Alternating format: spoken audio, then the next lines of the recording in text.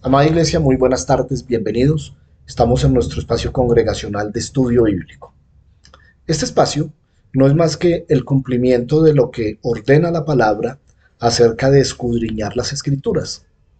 Escudriñar implica no solamente hojear la Biblia, no solamente saber que hay 66 libros, pero no sé cuáles son, ni en qué orden están, ni qué dice cada uno.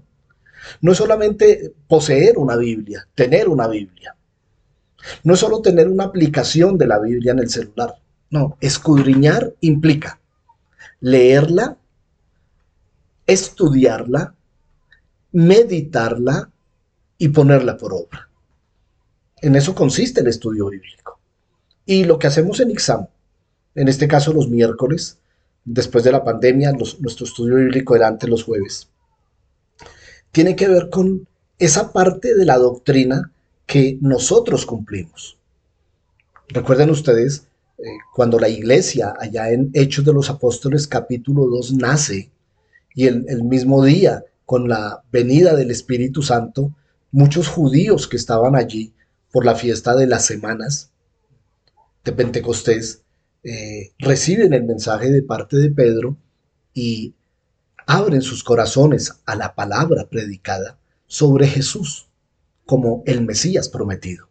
Y entonces, inusitadamente, o por lo menos en muy poco tiempo, ya los que se reunían no eran los 12 con algunos familiares, los 120 sobre los que vino el Espíritu Santo, sino que eran 5,000. ¿Qué hacían? Escudriñaban las escrituras. ¿Y saben cuáles eran las escrituras? El Antiguo Testamento. eh, Allí estaban los apóstoles que habían caminado con Jesús, les hablaban de la doctrina de Jesús, de la salvación por fe, de la vida eterna, de la segunda venida de Cristo, del nuevo nacimiento, del bautismo en agua como confirmación de la fe. Así es que en este espacio en que nos reunimos, estamos es obedeciendo ese mandamiento. Tristemente tengo que reconocer que no todo Ixam atiende a este llamado. Bueno, cada uno sabrá, ¿no? Pues puede ser por sus horarios de trabajo, de estudio, qué sé yo. En todo caso, como cabezas de la iglesia, necesitamos generar, propiciar y difundir estos espacios. A ustedes que están aquí, bienvenidos. Gloria a Dios por eso. Pero una cosa quiero decirles hoy, y teniendo como marco eh, este cuadro de atrás, este cuadro que nos habla de nuestra realidad, de lo que somos gracias a lo que pasó allí. Dice la palabra que maldito el que se ha colgado en una cruz. Y allí en el centro hay uno que se hizo maldición para que nosotros no fuésemos a ese lugar. Y ese que está allí es la razón de nuestra fe, es el por qué estamos hoy reunidos, es el porqué de nuestra vida, es la razón de nuestra esperanza eterna. Y cuando digo eterna es la eternidad. Pues bien, amados, bienvenidos a nuestro espacio congregacional de estudio bíblico. Como siempre les digo, cuadernos de apuntes, en sus Biblias. Yo insisto mucho en sus Biblias escritas, en sus libros, para meditar en ellas. Y sobre todo, mm, dejar de lado todo lo que estén haciendo. Yo sé que la virtualidad ofrece muchas posibilidades, como por ejemplo el conectarnos y seguir haciendo algunas otras cosas. Yo les pido, en este espacio, pongan pausa a lo demás y que sea toda nuestra atención, como lo recibíamos el domingo en la enseñanza. Pablo se concentraba en las cosas de Dios. Así es que es solo una vez a la semana, entre semana, pues, les animo a esto. ¿Por qué no oramos un momento y le damos gracias a Dios? Amado Señor, mi buen Jesús, muchas gracias. Gracias por hacer posible este momento. Gracias por propiciar los recursos, la tecnología, todos esos espacios para poder recibir tu palabra. Tu palabra nos revela tu corazón. Tu palabra eres tú dándote a conocer. Esto es lo que piensas del mundo, de la iglesia, de la eternidad, del pecado, de la salvación, del arrepentimiento. No hay tema alguno que se haya evadido en la palabra. Por tanto, mi Señor, hoy al venir a recibir tu enseñanza, abrimos nuestro corazón y nuestro oído, disponemos nuestra mente y toda nuestra atención para que de lo que hables hoy, que es muy importante como siempre, podamos echar mano para apropiarnos y aplicarlo a la vida cristiana cotidiana. Gracias, amado Señor Jesús. Amén. Aleluya. Bueno, mis amados, vamos a hacer un repaso muy corto sobre lo que hemos venido viendo. Y hemos estado hablando acerca de la guerra espiritual. ¿Durante cuánto tiempo? Mucho tiempo. Hemos hablado de guerra espiritual por aproximadamente ¿cuántos meses? Bueno, muchos meses. Y hemos venido hablando específicamente ahora del escudo de la fe. El escudo de la fe. Ya hablamos en nuestras clases anteriores de 3 prendas. Ya la recuerdan, ¿no? Y entonces estuvimos meditando sobre cada una de esas prendas que implican la manera como podemos defendernos de los ataques del enemigo. Hemos venido estudiando acerca de cómo la iglesia, desde que existe, ha venido recibiendo estos ataques. Y entonces Pablo nos ofrece allá en Efesios 10 la posibilidad de ceñirnos con la verdad tipificada en un cinturón. Nos ha hablado y de qué manera acerca de la coraza de justicia. Nos ha hablado de el apresto del Evangelio de la paz, la disposición, la premura del Evangelio de la paz. Y ahora estamos en el escudo de la fe. Así es que verdad, justicia, paz y fe hasta ahora son nuestra armadura, nuestra defensa contra los ataques del enemigo. Aquí están. Nos dice Pablo que además de todo esto, de lo anterior, de la verdad, la justicia y la paz, tomemos la fe, con la cual podemos apagar las flechas encendidas del maligno. Hoy vamos a hacerlo de una manera bien práctica, porque alguien dirá, sí, pero ¿cómo así que el escudo de la fe? ¿Y qué tiene que ver la fe para apagar los dardos de fuego? Bueno, vamos a ser prácticos y a mostrar de qué se trata. Ese es el propósito de la clase de hoy. Bueno, también estuvimos viendo aquí en el original griego 3 palabras claves. Zureón, que es el escudo grande, pisteu, que se traduce como fe, pero que literalmente es confianza, y el velé tuponero, los proyectiles o flechas del maligno. Estuvimos hablando la semana anterior del escudo, de todos los detalles del escudo, ¿lo recuerdan? Hablamos de este tureón, que es en griego una puerta grande y en latino un scutum. Hablamos de las propiedades de esto.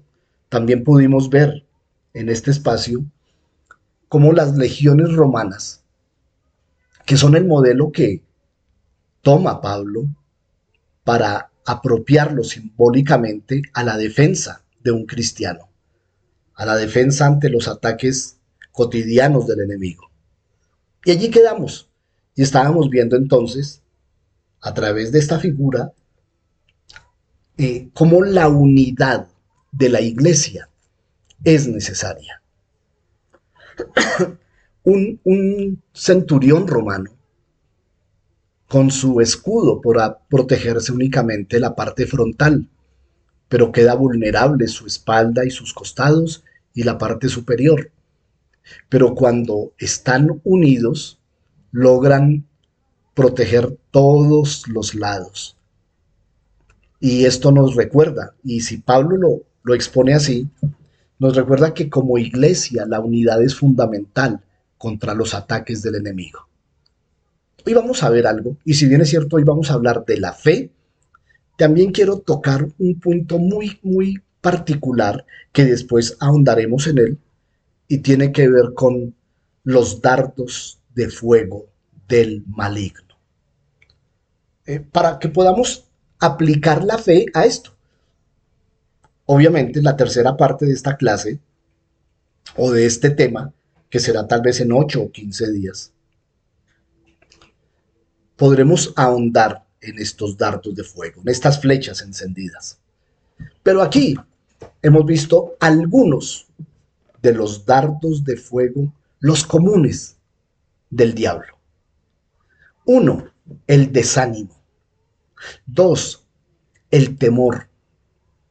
Tres, la desconfianza. Cuatro, la duda. Cinco, la baja autoestima. Seis, la culpa. Siete, incapacidad. Ocho, ocho, se lo dejo a usted, hermana, mi hermano. A ver, mencióneme, si quiere, en este momento el chat está abierto. Mencióneme un dardo el cual usted tiene claro que fue un ataque del diablo, que no tiene que ver con estos que están aquí, no es el temor, la desconfianza, la duda, la incapacidad, no, uno con el que usted haya sido atacado, que lo haya sentido como tal. Yo le puedo mencionar uno, eh, los malos pensamientos son un dardo del enemigo. Miren, les voy a decir cómo trabajan y ustedes identifíquenlo. El diablo dispara hacia mi vida espiritual, que finalmente es una sola con mi vida física, ¿no? Recuerden que somos un espíritu contenido en un cuerpo de carne. Y entonces estos ataques vulneran nuestra vida espiritual, nuestra vida emocional, nuestra vida física. Entonces, el enemigo, como recuerdan ustedes que yo le pertenecía, recuerdan ustedes que yo era hijo del diablo, las cosas que hacía correspondían a lo que hace un hijo del diablo, porque hacía la voluntad del diablo. Entonces, él conoce mis fortalezas y mis debilidades. De mis fortalezas no va a usar él para atacarme, pero sí de mis vulnerabilidades, de mis debilidades. Entonces, él dice, yo puedo atacarlo poniéndole un mal pensamiento. Y entonces lanza un dardo del mal pensamiento. Allí está entonces mi fe. ¿Por qué pongo esta sección de los dardos de fuego del maligno si estamos hablando de fe? Porque ante el ataque de cada uno de esos dardos, yo debo tener claridad bíblica acerca de lo que dice Dios sobre los pensamientos. Por lo demás, hermanos, todo lo bueno, todo lo justo, todo lo honesto, todo lo puro, todo lo digno de alabanza, todo lo de buen nombre, todo lo que alabe a Dios. Piensen en eso. Y entonces, cuando viene una flecha encendida y mi fe está firme en esto, viene el pensamiento a mi vida e inmediatamente cuando llega y mi mente empieza a divagar sobre ese pensamiento y lo que trae, inmediatamente mi vida espiritual dice, un momentico, yo no debo pensar en esto. Por lo demás, todo lo bueno, todo lo puro, todo lo justo, todo lo sano, todo lo amable, todo lo de buen nombre, todo lo de virtud, todo lo que alaba a Dios, en eso pensad. Y entonces empiezo a pensar en las cosas de Dios y empiezo a traer a mi mente versículos claves acerca de esto.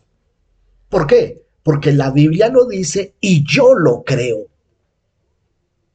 Porque la Biblia me dice que yo tengo la mente de Cristo, de tal manera que los pensamientos que ponga el enemigo a través de un dardo de fuego, de una flecha disparada, ya no tienen capacidad de dañar mi mente. Yo lo recibí, yo lo leí, yo lo escuché en una predicación, yo lo escuché en una enseñanza y yo lo creí. Y el haberlo creído quiere decir que fui fortalecido en fe. Y en ese momento, esa fe es mi escudo contra el dardo de malos pensamientos. Miren cómo es de miserable el enemigo. Si mi fe, si yo no sé qué hacer, si yo no sé qué dice la palabra acerca de ese mal pensamiento, mi naturaleza carnal le va a dar cabida a ese mal pensamiento. Y entonces ya no solo es el dardo encendido que llegó a mi mente, que no lo contrarresté con un escudo, porque no tenía una palabra en la cual había creído en fe para contrarrestarlo. Entonces empiezo a alimentar ese mal pensamiento.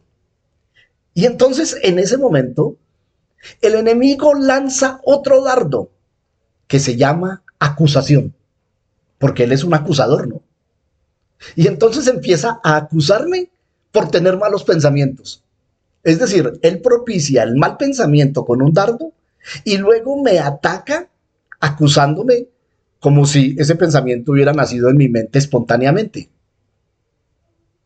Y luego, una vez me está acusando, me lanza otro dardo de condena. Y con ese de condena, entonces finalmente digo, no, yo no puedo volver a la iglesia con estos pensamientos, yo que voy a... Mire, él ataca, acusa, condena, porque no hubo un escudo de fe en su momento para contrarrestarlo. Déjeme, déjeme decirle algo y por favor apunte esto. Por favor, tome nota de esto. No es culpa nuestra estos dardos de fuego que Él nos manda. Si hay temor en su vida, si hay desánimo, no se culpe a usted mismo. Si usamos una armadura es porque sabemos que nos va a atacar. Si Él nos tienta, recuerden que Dios no tienta. Santiago capítulo 1. Dios no puede ser tentado por nadie, ni Él tienta a nadie. Pero Satanás sí es un experto en tentar. Y si no, vaya a Mateo capítulo 4, que aún al Hijo de Dios lo tentó. Y sin embargo, no fue pecado la tentación de Cristo. Salió victorioso. Entonces, cuando afrontemos circunstancias de ataques, no permitamos que nos acuse. No reciba acusación.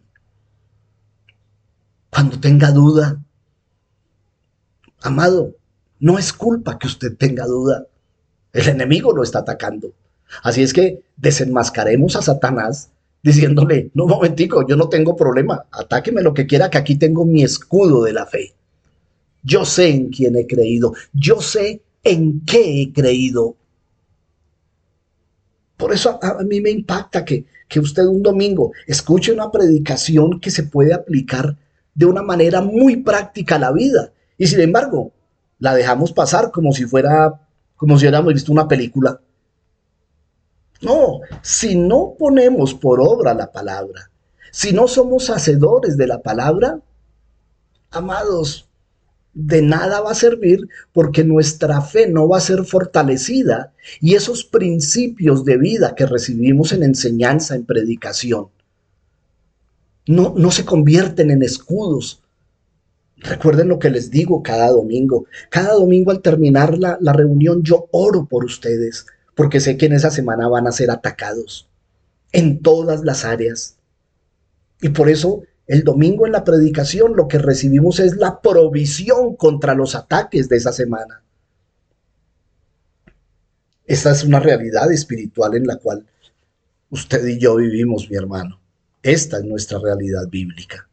Entonces, ya entiende cómo es que la fe actúa como un escudo contra los ataques del enemigo que son como flechas encendidas. ¿Ya sabe por qué se llama el escudo de la fe? Bueno, entonces déjeme darle algunos cortos ejemplos.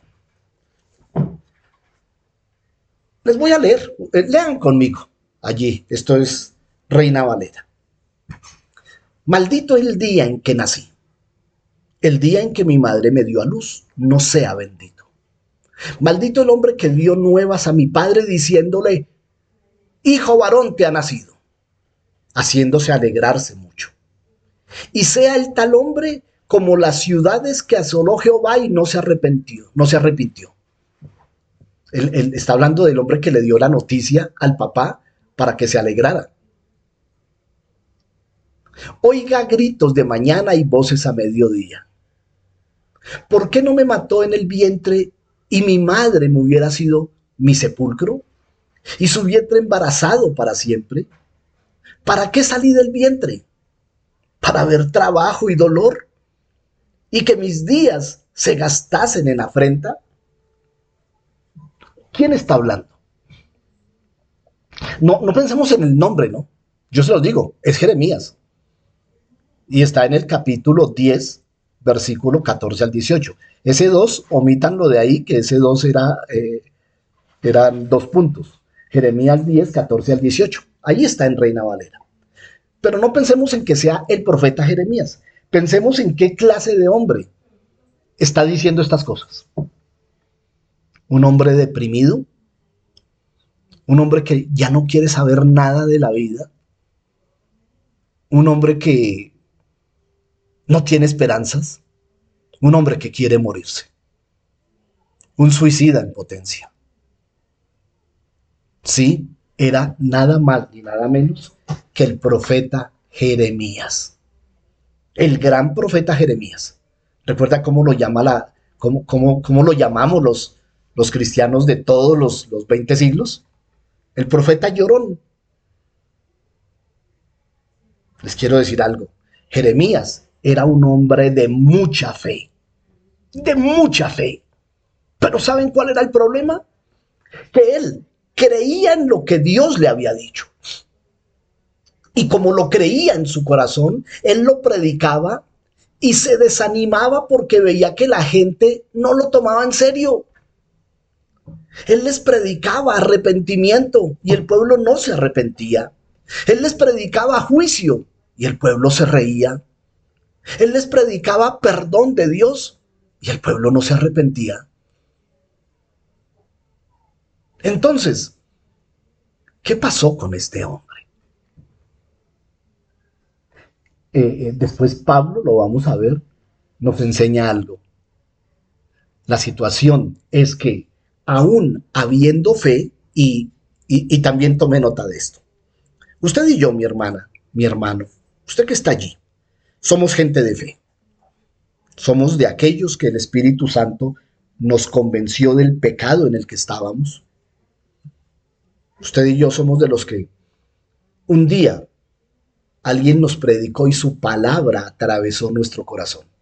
Y dijimos, sin Dios yo no soy nada. Acepto ese llamado.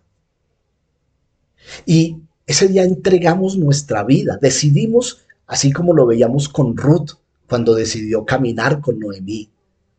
Dejarlo todo para caminar con Cristo. Dígame, si eso no es fe, ¿qué es?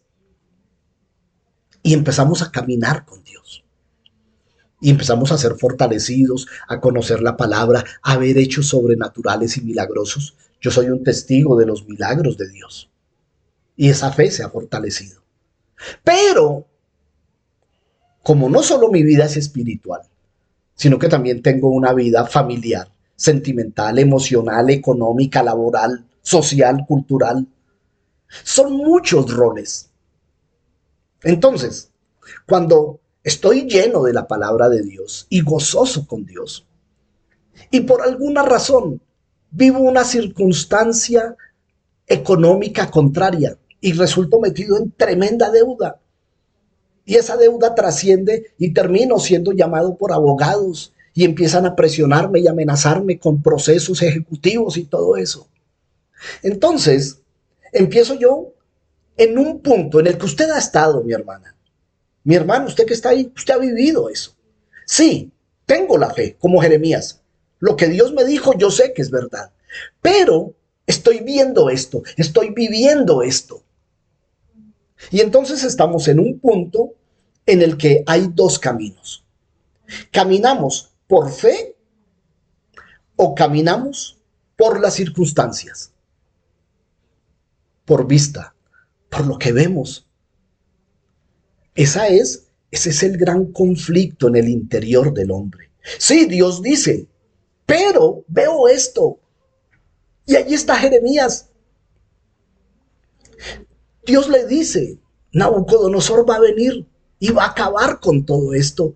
Y a Jeremías le duele en su corazón Jerusalén, su ciudad, la grandeza de Jerusalén de los tiempos de David y de Salomón, ¿dónde va a quedar? Y va y se lo dice al pueblo con una convicción absoluta. Y cuando ve que no recibe una respuesta del pueblo, entonces sí, su fe está allí, pero lo que ve le hace sentir este desánimo, esta depresión profunda. Maldito sea el día en que nací. ¿Por qué no morí en el vientre de mi madre? Maldito el que se alegró con mi padre diciéndole, te ha nacido un hijo varón. ¿Ustedes han escuchado esto en otra parte? Sí, sí, con Job. Job dijo que el día de mi nacimiento no se cuente en el calendario. Por eso yo creo que Job nació un 30 de febrero, porque se borró del calendario. Pero era tal su depresión, porque díganme de Job, Job creía en Dios.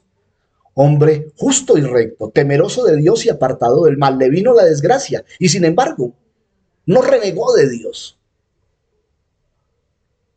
Pero cuando llegó el momento de la enfermedad, de la tristeza, de la melancolía, del estrés, maldijo el día de su nacimiento. ¿Y de qué manera? Mucho peor que Jeremías. Entonces, ¿usted y yo somos gente de fe? Sí. La pregunta ¿es suficiente para que la pongamos como un escudo cuando las circunstancias que vivimos vengan como un dardo de desánimo, de desconfianza y de duda de Dios? Ese es el punto. ¿Cómo usar el escudo? Déjeme y le muestro otro caso, bien interesante. El segundo, David, el rey David, el hombre conforme al corazón de Dios, el hombre al que Dios bendijo como ningún otro. Aquí en el Salmo 38, mire el estado en el que está. Nada hay sano en mi carne a causa de tu ira, ni hay paz en mis huesos a causa de mi pecado, porque mis iniquidades se han agravado sobre mi cabeza. Como carga pesada se han agravado sobre mí, y heden y supuran mis llagas a causa de mi locura. Estoy encorvado, estoy humillado en gran manera, ando enlutado todo el día, porque mis lomos están llenos de ardor, y nada hay sano en mi carne. Estoy debilitado y molido en gran manera, gimo a causa de la conmoción de mi corazón. Hermanos, hermanas, no es que él tuviera un problema cardíaco, tenía un problema emocional, estaba deprimido, estaba abatido, lo estaba persiguiendo Saúl para matarlo, había cometido un terrible pecado. Y entonces vino el dardo del desánimo y el dardo de la acusación, porque este que está aquí es un hombre completamente acusado. Miren, amados, ¿saben qué escudo de la fe procede contra el terrible dardo de la acusación? El dardo de la misericordia, perdón, el escudo de la fe, de la misericordia y la gracia. Cuando venga ese dardo y le acuse por un pecado que haya cometido, esgrima ese escudo y recuerde que su pecado ya fue pagado por Jesucristo en la cruz y que usted ha sido justificado y santificado. Inmediatamente ese dardo de fuego queda apagado y sin fuerza. ¿Qué es eso? Es la fe que usted tiene en la misericordia y gracia de Dios que viene por el perdón. ¿Se da cuenta? Es una declaración de fe, y cuando digo declaración, por favor, no nos confundamos, ¿no? No son cosas que yo voy a declarar. No, no, no. Lo que estoy diciendo es la claridad absoluta en mi vida de fe que la obra de la cruz me limpia de todo pecado. Porque la acusación vendrá, el dardo acusador vendrá. Este es el David tan lleno de gloria, pero también tan lleno de desánimo y depresión. ¿Por qué les traigo estos ejemplos, amados? Porque estos son ejemplos de gente de fe. Estos son ejemplos de hombres de fe. Estos días que hemos estado estudiando el libro de Ruth, ¿recuerdan a Noemí? ¿Cuál era el nombre de Noemí? ¿Cuál era el significado de Noemí? Dulzura. ¿Y cómo dijo ella que la llamaran? Amarga. Es decir, los dos extremos. La realidad de ella era dulzura. Las circunstancias la llenaron de amargura. Pero su esperanza, y ya que terminamos este domingo, recuerden que su postrer estado fue mejor que el primero. Y ella dijo, otra vez, soy dulzura y placentera. Pero tuvo un momento de desánimo. ¿Por qué? Porque la circunstancia le mostraba viuda, sin hijos, con dos nueras viudas, sin tierras, sin comida. O sea, es normal que alguien que sea hijo de Dios, una persona de fe, ante las circunstancias llegue a tener que sacar el escudo y decir, un momentico, lo que tú dices acerca de mí es esto. Por ejemplo, la baja autoestima. Eso sí que es terrible, ¿no? Es solo un ejemplo, no lo tenía aquí en el material de hoy. ¿Qué dice Filipenses 4:13? Todo lo puedo en Cristo que me fortalece. ¿Usted tiene guardada ese escudo de fe, de esa palabra? Cuando, siendo todavía un joven, sus padres o sus jefes o los amigos le decían, usted nunca va a servir para nada. Usted emprendía un proyecto, no, lo va a dejar empezado, usted nunca termina nada. No, usted sabe quién es ahora en Cristo. Ahora, entendamos el contexto de Filipenses, ¿no? Estos días que hemos estudiado Filipenses. Y un día quiero hablarles del libro como tal, de las circunstancias del libro, de quiénes eran los cristianos de las iglesias de Filipo. Pablo les estaba diciendo, miren, yo predico estando en la ruina, en pobreza, y predico estando en abundancia y en opulencia. Sea en una o en otra circunstancia, todo lo puedo en Cristo que me fortalece. Ese es el contexto de esa palabra. Así es que eche mano de él y, Señor, contigo todo lo puedo. Tú me fortaleces. ¿Cuántos dardos han venido a su vida diciéndole, usted no puede? Otros sí, usted no. Levante ese escudo, mi hermano. Bueno, es bien interesante. Yo solo espero que esté siendo tocado por esto, como lo soy yo. Pues bien, vamos a hablar ahora sí de la fe, porque recuerda que les dije, hoy vamos a hablar de la fe, pero necesito mostrarles cómo la fe se convierte en un escudo. ¿Ya lo recuerdan? Bueno, ahora sí voy a hablarles de la fe. Oído, bueno, estudiémoslo aquí y luego meditamos. Recuerden que estamos abiertos, ¿no? Me refiero al chat. Si usted tiene alguna pregunta, escríbala allí. Esto está abierto, así es que de una vez les respondo. En el griego del Nuevo Testamento se usan dos palabras al hablar de fe. La primera significa creer que lo que alguien ha dicho es verdad. ¿Lo tiene allí? Listo, no lea más. Es decir, alguien dijo algo y yo lo creo. Estudio en el médico, me examinó y me dijo que lo que yo tenía era esto, por esto y que me tomara esto, y yo creo que si tomo eso me voy a sanar. Es decir, usted confía en la persona que lo dijo, por tanto le cree y con base en esa verdad usted va a caminar. Un político viene y le promete lo que le prometa. Un cambio para bien, mejorar la situación del país, es decir, lo que prometen todos los políticos. Y usted lo cree. Y entonces va y deja el voto por esa persona. Eso es fe. La fe nuestra. Resulta que alguien nos dijo, porque alguien nos predicó. A mí, yo recuerdo a mí quién me predicó. Ahí me predicó mi compañero del ejército, Pedro José Monroy, que era alguien de mucha credibilidad, porque era muy serio, muy callado, era un hombre de testimonio. Y un día me habló de Cristo y de su vida, y yo le creí, y me habló de Jesús. Y yo comencé a andar con Jesús. Y me gustó ese Jesús. Y cuando este hombre me remite a la palabra y me regalan mi primera Biblia, cuando yo empiezo a leer, porque me empiezo desde el primer día que yo recibí el mensaje de salvación, empecé a meterme en la palabra.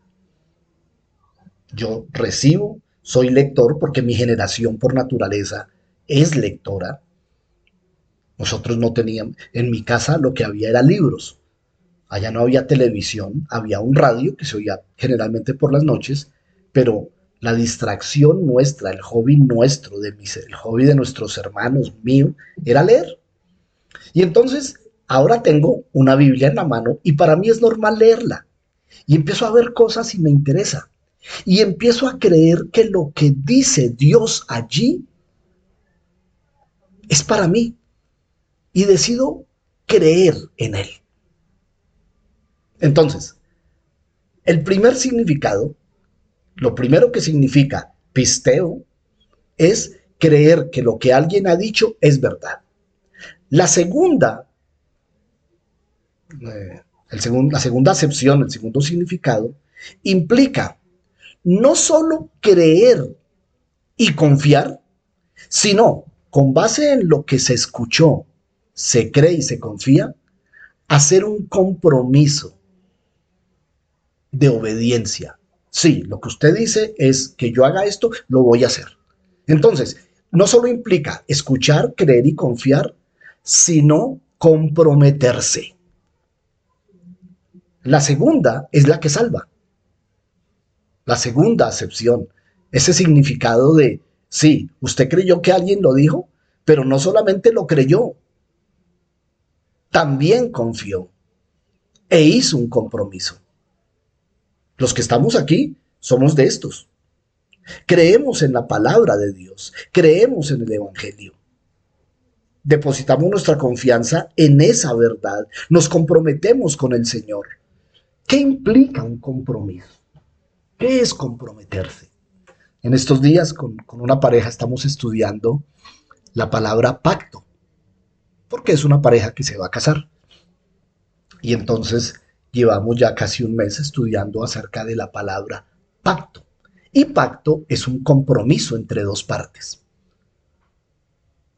La fe implica un compromiso con Dios. Pero quiero darle una buena noticia. Dios también estableció un compromiso con usted a través de su palabra. A los que aman, voy a citar solo Romanos 8:28, porque a los que me aman, todas las cosas le ayudan a bien. Y si me pongo a citar aquí los compromisos escritos en la palabra, en los que Dios se compromete con usted, déjeme decirle, son verdad. ¿Saben por qué? Porque Dios lo dijo. Solo entonces, continúo con la lectura, podemos caminar por fe. Subraye allí, escriba esta palabra, caminar por fe en medio de cualquier situación. Porque volvemos al punto anterior. Sí, llegamos al punto en donde creemos lo que Dios dice. Estamos viviendo una situación terriblemente difícil y como tenemos que caminar, o caminamos por la fe o caminamos por las circunstancias. Uy, pero es que por fe implica, sí, ¿qué va a pasar? No sé. ¿Abraham caminó por fe? Claro que sí. ¿A dónde voy? No sé. Solo sé que Dios lo dijo. Entonces, hay dos creencias determinantes para tener una buena relación con Dios. Escuche esto, porque vamos a ahondar en este tema. Debemos creer que Dios existe. Debemos creer en la persona de Dios, Padre, Hijo y Espíritu Santo. Tres personas en un solo Dios. Una de esas personas existe y vive en nosotros. Y es galardonador, da premios a aquellos que lo buscamos con diligencia. En otras palabras, va a ser perfecta, exacta y justamente lo que Él ha prometido. Vamos a la definición que todos conocemos. Como estamos en un espacio virtual, estuviéramos en un espacio presencial, yo le estaría preguntando a cada uno de ustedes, por favor, permítame escribir, dícteme, para usted qué es fe. Y entonces estaría escribiendo, fe es creer, fe es confiar, fe es caminar con base en algo. Cada uno me diría lo suyo. Vamos al texto bíblico de Hebreos capítulo 11. Tengo que venir aquí por obligación, porque esta es la fe bíblica. Y aquí me muestra 19 ejemplos de 19 héroes de la fe, 19 personas de la fe, personas que desde el principio de los tiempos creyeron a Dios, escucharon a Dios, confiaron en Dios, y para todos ellos, sin excepción, pasó algo sobrenatural y trascendental en su vida. Empecemos pues. Es pues la fe, me vine por la Reina Valera del 60, que es la que todos conocemos. Es pues la fe, la certeza de lo que se espera, la convicción de lo que no se ve. No tengo que explicar. Tener la certeza es estar absolutamente seguro de algo que va a pasar. Por eso lo estoy esperando. No ha llegado, pero lo estoy esperando. Uy, pero todas las condiciones, por ejemplo, en el hemisferio norte va a venir el invierno y todos saben que va a venir el invierno, con sus fríos extremos, con la nieve intensa, pero en este momento están en tremendo verano. Es decir, lo que están esperando es lo contrario a lo que está pasando, pero ellos saben que va a venir el invierno. Es estar convencido de algo que no estoy viendo. Una vez enseñando yo acerca de la fe, hace muchos años en otra iglesia, yo les hablaba de la fe de los agricultores. El agricultor dispone la tierra, pasa su arado, lanza la semilla, la cubre y terminada la faena, se va a un lado del campo y empieza a ver en su mente la cosecha. Apenas acaba de botar el grano, pero ya sabe cuánta cosecha va a venir de esa siembra.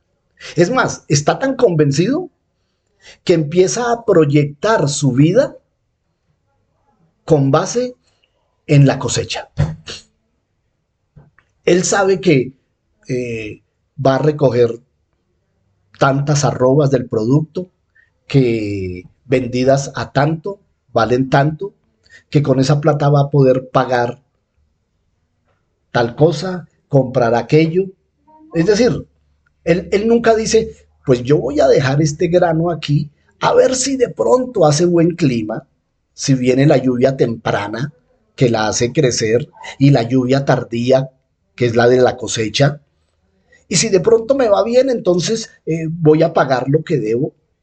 No, no, no. Él está absolutamente seguro, convencido que eso que acaba de dejar en la tierra va a dar su fruto. Eso, déjenme decirle, eso se llama fe. Porque por ella alcanzaron buen testimonio los antiguos. Porque por esa convicción y esa certeza, alcanzaron e hicieron grandes proezas los antiguos. Por la fe, entendemos que se constituyó el universo por la palabra de Dios. De modo que lo que se ve fue hecho de lo que no se veía. Usted y yo, hermanos cristianos, somos llamados creacionistas. Es decir, creemos en que este mundo existe por la creación de un Dios todopoderoso, quien por el mandato de su voz hizo todo lo que hay. Como somos creacionistas, creemos en un Dios creador. Versículo 4. Y comienza. El primer personaje. ¿Quién es? Este es el segundo hombre nacido en esta tierra. Recuerden que el primero fue Adán, fue hecho por Dios del polvo de la tierra y sopló sobre él la vida. La segunda fue Eva, que fue tomada de Adán.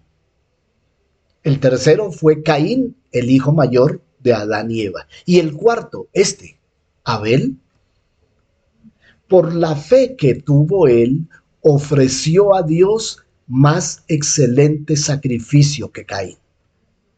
Vamos a disertar sobre este versículo. ¿Recuerda lo que nos dice Pablo en Romanos 10? ¿Por qué viene la fe?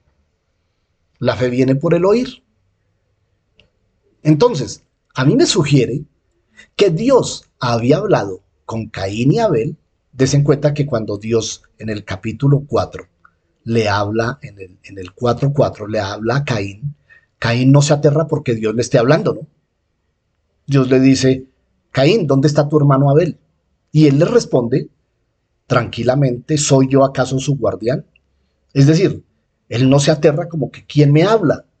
Entonces llegamos a la conclusión que Dios tenía una comunicación verbal con Caín y Abel. Y en esas comunicaciones,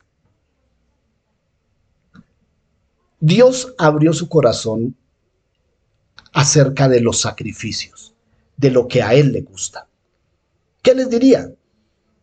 El sacrificio que a mí me place debe incluir sangre, debe incluir un muerto inocente. Bueno, les estaba proyectando el plan de redención. Y entonces, cuando llegó el momento de darle una ofrenda a Dios, ¿qué hizo Abel? De lo que escuchó de Dios, le creyó y en su fe sacrificó un cordero y se lo llevó. Y recordemos que allá en Génesis 4 dice que y vio Dios a Abel y su ofrenda con agrado. ¿Qué movió la ofrenda de Abel?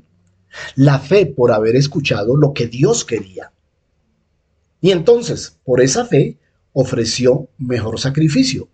Sí, el hermano también le llevó una ofrenda, pero no era una ofrenda conforme a lo que Dios quería. Por lo cual, versículo 4, Abel alcanzó testimonio de que era justo, dando Dios testimonio de sus ofrendas, tanto que, muerto, asesinado por su hermano, aún habla por esa fe.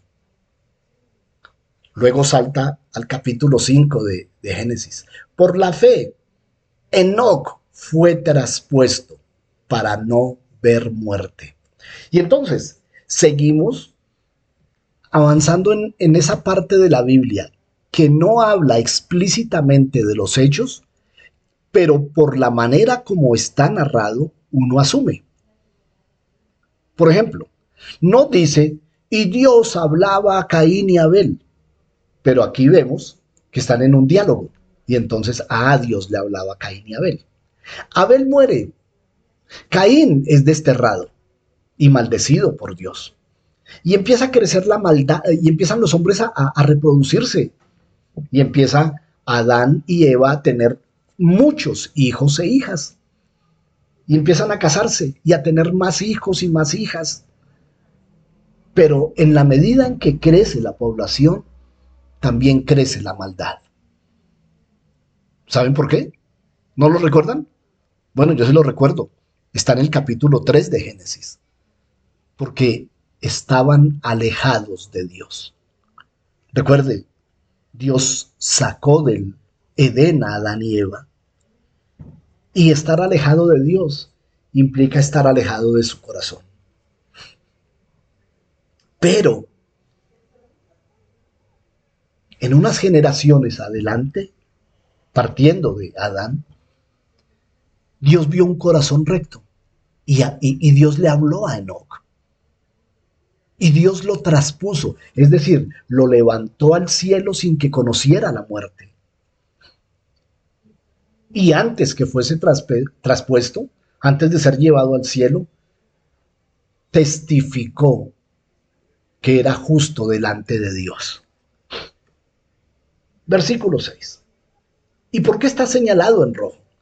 Nos ha hablado únicamente de Abel y de Enoc. Y sin embargo nos dice, pero sin fe es imposible agradar a Dios. Y uno dice, ¿y cuál fue el acto de Enoc en el que recalca su fe?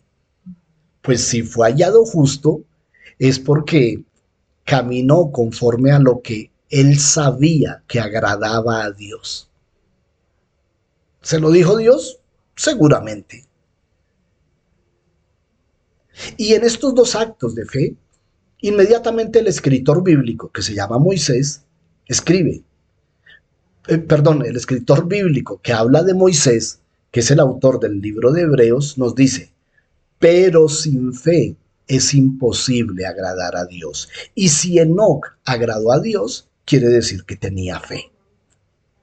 O sea, empapémonos de lo que es la fe, de cómo la fe obró en aquellos hombres, porque esa misma fe va a ser nuestro escudo contra los ataques del enemigo. Esta fe va a ser nuestra defensa contra el ataque inmisericordia y malvado del enemigo. Sin fe es imposible agradar a Dios porque es necesario que el que se acerca a Dios crea que existe y que es galardonador de los que le buscan. Y empieza por la fe. Noé, cuando fue advertido por Dios acerca de cosas que aún no se veían, recuerden que Dios le dijo a Noé, va a llover, y en ese tiempo no había llovido ni la primera vez en la tierra. Y sin embargo, él creyó y con temor preparó el arca en que su casa, su familia, alcanzara la salvación, pero esa misma fe condenó al mundo. Si usted me lo permite, comenzamos la otra semana por este versículo de Hebreos 11:7, porque hay mucho detrás de esto. Y entonces dice que no solamente construyó el arca casi en 100 años para salvar a su familia, pero también para condenar al mundo, porque mientras él creía y construía el arca y predicaba de la condena que Dios había dado, el mundo no le creyó, de tal manera que Noé, fue hecho heredero de la justicia que viene por la fe. Y entonces ahora estamos viendo un resultado de la fe y tiene que ver con la justicia. Ahondaremos en esto, Dios mediante, comenzando por esto, el próximo miércoles, que debe ser 25 de septiembre. Bueno, mis hermanos, yo espero, como no tengo afán, estoy yéndome muy lento.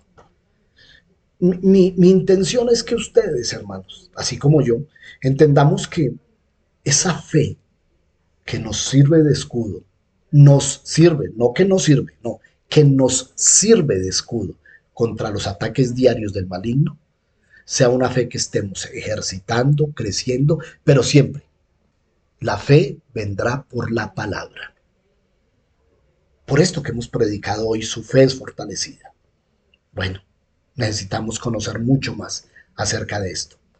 Déjenme extenderles la invitación para este domingo 22 de septiembre. Tenemos nuestra reunión de culto general que implica adoración, coinonía, palabra, compromiso. Son muchas las cosas que están allí. Mis amados hermanos, qué bendición compartir con ustedes este tiempo.